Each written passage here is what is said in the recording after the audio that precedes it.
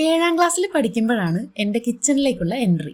വർക്കിന് പോയ അച്ഛനും അമ്മയും സ്കൂളിൽ പോയ ഞങ്ങളും തിരിച്ചെത്തുമ്പോൾ എല്ലാവർക്കും ചായ വെക്കുക എന്നുള്ളതായിരുന്നു ആദ്യമൊക്കെ ചെയ്തുകൊണ്ടിരുന്നത്. പിന്നെ അത് ചോറ് വെക്കലും കറി ഉണ്ടാക്കലും പാത്രം കഴുകലും ക്ലീനിങ്ങും അങ്ങനെ മൊത്തത്തിൽ എല്ലാം ചെയ്യാൻ പറ്റുന്ന രീതിയിൽ പ്രാപ്തയായി മിടുക്കി. ആഹാ, നല്ല ചായ എന്ന അപ്രിസിയേഷൻ അച്ഛൻ എപ്പോഴും തരുമായിരുന്നു. തൈരില്ലാതെ ഇഞ്ചി തൈരാക്കി കൊടുത്താലും അച്ഛൻ പറയും സൂപ്പറാന്ന്. അത് പക്ഷേ എനിക്കിതൊക്കെ ട്രൈ ചെയ്യാനുള്ള വലിയൊരു പ്രോത്സാഹനമായിരുന്നു. എന്ന് വെച്ച് എപ്പോഴും തലോടിക്കൊണ്ട് മാത്രമല്ല, നല്ല വഴക്കും അടിയും ഒക്കെ കിട്ടിയിട്ട് തന്നെയാണ് ഓരോന്ന് ചെയ്യാൻ പഠിച്ചതും അതൊക്കെ പിന്നെ പെർഫെക്റ്റ് ആക്കാൻ ശ്രമിച്ചതും എല്ലാം.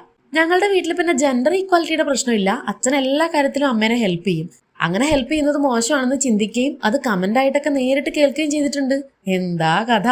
പക്ഷേ അച്ഛൻ ഇന്നും അത് കണ്ടിന്യൂ ചെയ്യുന്നുണ്ട്.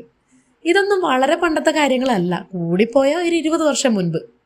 അപ്പോഴും പെൺകുട്ടികളാണെങ്കിൽ ചെറുതാവുമ്പോഴേ ഇതൊക്കെ പഠിച്ചിരിക്കണമെന്നും ആൺകുട്ടികൾക്ക് പിന്നെ സാരമില്ല, അവരിതൊന്നും പഠിക്കേണ്ടവരല്ല എന്നൊക്കെയുള്ള ഒരു പ്രത്യേക ധാരണ നിലനിന്നിരുന്നു പൊതുവെ. ഞാനിതൊന്നുമല്ല പറഞ്ഞു വന്നത്. ഇപ്പോ ഈ കാര്യങ്ങൾക്കൊക്കെ നല്ല മാറ്റം ഉണ്ടെന്ന് വിശ്വസിക്കുകയാണ് ഞാൻ. ഉറപ്പൊന്നുമില്ല, പക്ഷെ അങ്ങനെ വിശ്വസിക്കാനാണ് എനിക്കിഷ്ടം. അതവിടെ നിൽക്കട്ടെ. നമ്മളിതൊക്കെ വീട്ടിൽ നിന്ന് തന്നെയാണല്ലോ പഠിച്ചത്.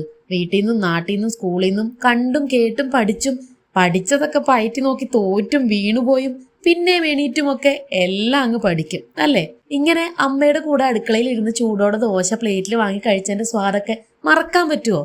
പക്ഷെ ഇതിനെല്ലാം ചേർത്ത് വായിലും പേഴ്സിലും കൊള്ളാത്ത ഫീ വാങ്ങുന്ന സ്കൂളുകൾ ഉണ്ടെന്ന് കേട്ടപ്പോൾ എന്തോ എനിക്കങ്ങ് ദഹിച്ചില്ല. അതേന്നേ, സ്കൂളിൽ നിന്ന് അവർ ടാസ്ക് ആയിട്ട് കൊടുത്തു വിടും. അപ്പോഴും വീട്ടിൽ നിന്ന് തന്നെ ഇല്ല ഇതൊക്കെ പഠിക്കേണ്ടത്. പിന്നെ എന്തിനാണാവോ അവർക്ക് ഫീസ്? എല്ലാവർക്കും ഒരേ അഭിപ്രായം ചിന്താഗതിയൊന്നും ആയിരിക്കില്ലല്ലോ. അതുകൊണ്ടാണല്ലോ ആ ഒരു തന്ത്രം വിജയിച്ചു പോകുന്നത്.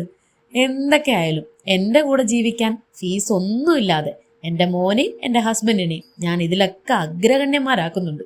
അല്ല പിന്നെ ലാഭല്ലേ?